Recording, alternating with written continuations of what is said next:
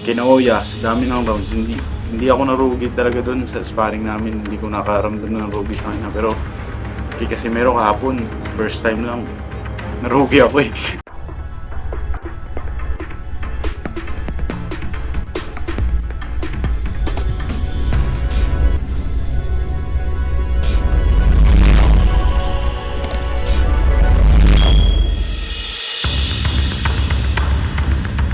Sa wakas, ang dating kampiyon na si Pete Apolinar nagbigay na ng kanyang reaksyon sa kamakailanlang na sparring nila ng former world champion na si John Riel Casimero. Dito ay binunyag niya kung saan siya mas nahirapan at kung sino ang mas malakas na Uya Inoue ba o ang nag-iisang angas ng Pinas. Ayon kay Apolinar, nagulat siya sa ipinakita ni Casimero sa sparring nila dahil kakaibang Casimero ang nakaharap niya kaysa sa napanood niya na unang sparring ni Casimero sa Omega Boxing Gym. Batay sa unang sparring ni Casimero na kanyang napanood ay parang sparring lang.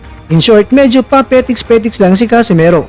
Pero nagulat siya nang siya na ang nakaharap nito dahil parang pinapagpag lang pala ni Casimero ang kalawang niya sa unang sparring. Kaya ayon kay Apolinar, itong si Casimero ay parang naging isang leon na.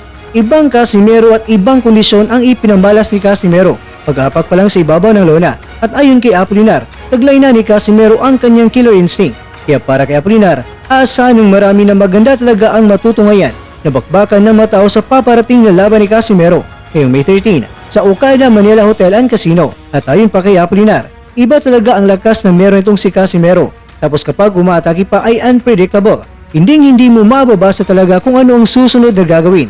Hindi niya inaakala na pag-ilag ni Casimero ay may bigla na lang babalik na isang malakas na atake. Kumbaga, sa pag-ilag ni Casimero ay doon na pala siniset up ni Casimero ang kanyang malakas na counter. Ramdam na ramdam ni Apolinar na sa panahong nagbitaw si Casimero ng malakas na body shots ay parang umangat ang kanyang katawan sa sobrang lakas. Kaya naman, ikinumpara ni Apolinar ang karanasan niya bilang sparring partner ni Inoue. Ilang mga rounds na rin ang nasubukan niya sa sparring nila ni Inoue. Kung tutusin ay nakalasap na rin siya kung gaano nga ba kalakas ang suntok ni Inoue. Pero ayon kay Apolinar, Pero masasabi ko lang sa dami ng rounds na namin. Ngayon, first time lang ako nag-sparring kay Casimero.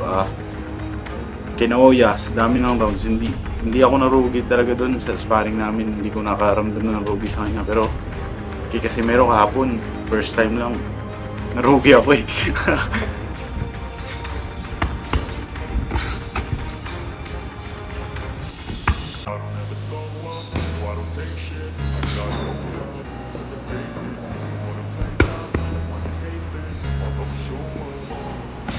I don't ever slow up, no I don't take shit. I got no love for the fakeness. If you wanna play tough and wanna hate this, I'll always show up and make a statement. I don't ever slow up, no I don't take shit. I got no love for the fakeness. If you wanna play tough and wanna hate this, I'll always show up and make a statement. Everything I do so instinctive and so passionate. Every word I move so descriptive like an adjective. I got a vendetta against people who patented being negative when you should be getting after it.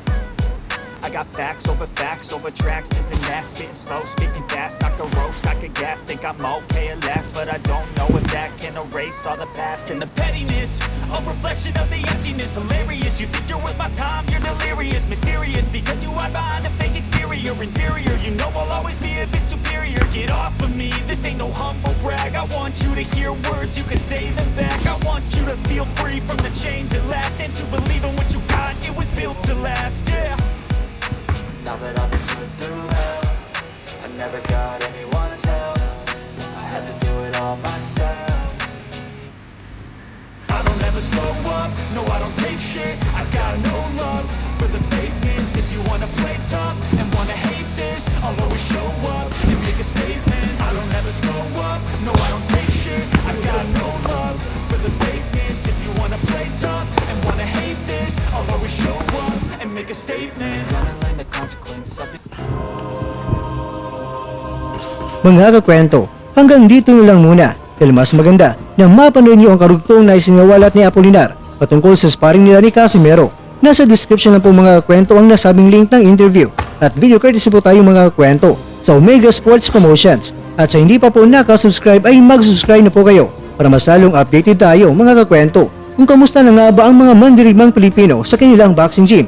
Bueno, ano naman ang masasabi niyo mga kakwento sa ibinunyag ni Pete Apolinar? opinyon nyo ibahagi nyo dahil malugod po kaming babasahin ito na may respeto.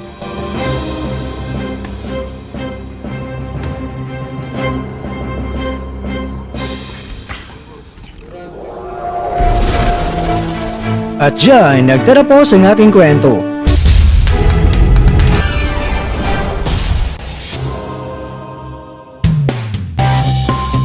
Maraming salamat mga kakwento sa inyong panunod. Pero baka naman mga kakwento ay nagustuhan niyo po ang kwento natin ngayon. Baka pwede niyo po akong mabigyan dyan ng like. Kung di mo pa nagawa ito ay aba, gawin mo na.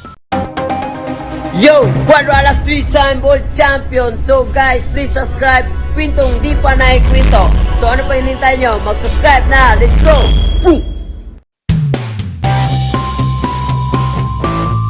Pero bago tayo magtatapos mga kakwento ay syempre, shoutout po muna tayo dyan sa ating mga kakwento.